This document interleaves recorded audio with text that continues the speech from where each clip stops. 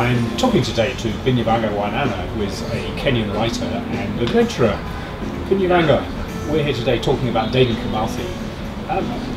What is his position in Kenyan history and the Kenyan narrative? I think he's the most important Kenyan figure who stands for a nobility of value around our idea of independence, around our idea of not just the fight against colonialism, but the best things that we could be. He died fighting. So it remains ennobled. And it remains ennobled. We don't know up to date where he was buried. In the process of our independence, his name and his ideas were widely demonized. The idea, the beasts, the Mau Mau. And that created its own traction. After independence, in fact all our governments until quite recently, felt them to be a problem, or the idea of him and what is to be a problem. You were telling me about a statue that was commissioned, which maybe in a way crystallizes this problem.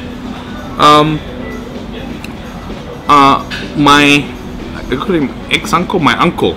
My aunt married a man called Eli Munjao, who ran an art gallery here in the 60s called Payapa, and the 70s, still there. And he had been given some kind of commission to find an artist to produce some kind of independence statue. And he commissioned an artist called Samson Wanjao, who did this huge freedom fighter sculpture around the idea of the picture of Dedan Kimathi and others.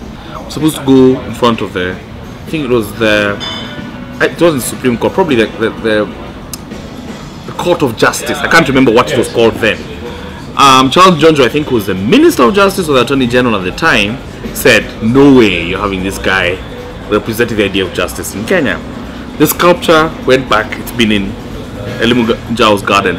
I think that many artists, all kinds of artists in Kenya, how many generations, I'm going to tell you, it's probably Kenya's most important post-colonial artwork. The fact of it not being a sculpture that birds shit on, and you look at it and don't know who the fuck is this guy, tells you that he is perpetually relevant. So Dedan may fade out of media conversations a lot, but he always comes in when there's a crisis, a moral crisis. Where are we as a nation? And so such. And the quest to find his grave. They've built another sculpture of him there, which nobody pays that much notice of. It just keeps cycling in and out, as we kind of try and find ourselves, where is our moral track, and that sort of thing.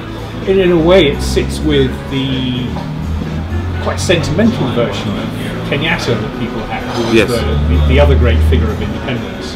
One of the other great figures of independence, but certainly the first president. I think the narratives that fight each other, Kenyatta's position on forget and move on, which is now what after new Kenyatta is in power, everybody's told forget and move on. He actually told the Kikuyu forget and move on, told Kenyans forget it and move on. You still have Atea, your first leader, roads were built, children were educated, but at the same time, many millions of people were marginalized. A new kind of very embedded and extremely powerful elite penetrated our bloodstream. They continue to control a lot of what Kenya is. There were a lot of things happened under Kenyatta that there was a rough side to politics. There was a rough side to politics. Many people died, many people were marginalized. People were assassinated. Tomboy was assassinated. J.M. Kariuki was assassinated. Pio Gamapinto was assassinated. And there are more. Whole areas like in Nyanza province were marginalized, full political thing. I guess you could call it an elite sort of established and embedded itself inside Kenya. But you also have a contra narrative, which is like schools were built, small scale cash crop farming grew. So for a whole generation of people who were able to climb up a ladder, that kind of remains one certain way a positive time with negative questions. You always have the debate of the startup. If you are in 1963 an improbable nation who had never been a nation with 43 tribes, are you going to celebrate somebody who just gets you past the starting block and makes you not Idi Amin or Uganda at the time, which was imploding, or Sudan at the time? You're like, we never went to war, things were peaceful, things were safe, it was relatively okay. But at the same time, what's the cost of those things? What's your special branch doing to make sure those things happen? Yes, and the forgetting that goes with it. And the willful forgetting that goes with it, because you're like, well, there's prosperities coming. Yeah. But you come one day, even if you don't have it now, you're expecting it. Yes. Yeah. What was the actual reality of Dedan Kimathi? Because he was a Kikuyu, and he was, in a sense, is regarded probably differently by Kikuyus than by everybody else. What was the reality of, as opposed to the figure and the values he came to represent? I think after independence, if you had the situation where you had a very dominant leadership, and somebody went and drew a map, and then you are told, in 1963, make a country. So the country is always coming in the future tense. Yes. And so you're always finding ways to make bargains and have tensions that bring you to a common place. Is there a thing called Kenyan culture? Yes and no.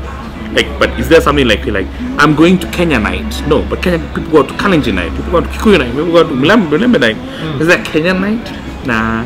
Can you make someone feel a bit, but not quite that much? Yes. So passions are still distributed within the kind of, I wouldn't even call them ethnic, within the kind of initial colonial administrative structures in different parts of the country that, you know, decentralize things. I would just say that in the next 10 years, things will dramatically change, because we have a devolved government. We have 47 sections that determine a lot of their own fate. Yes. So partly because our schooling system, or every system, has been centralized, by default, when things get centralized, your structures, your institutions, a different picture of Kenya will emerge. Through that process. But to say also that devolution happened because people got tired of, call them the centralizing mafias. Yes. So it came out of a political process wanting a more honest and representative sense of that country. So hopefully there'll not just be Dedan Kimathi, but there'll be 47 Dedan Kimathi. You know what I'm saying? 47 different eras. Well, you know that things will go in a direction that we cannot predict.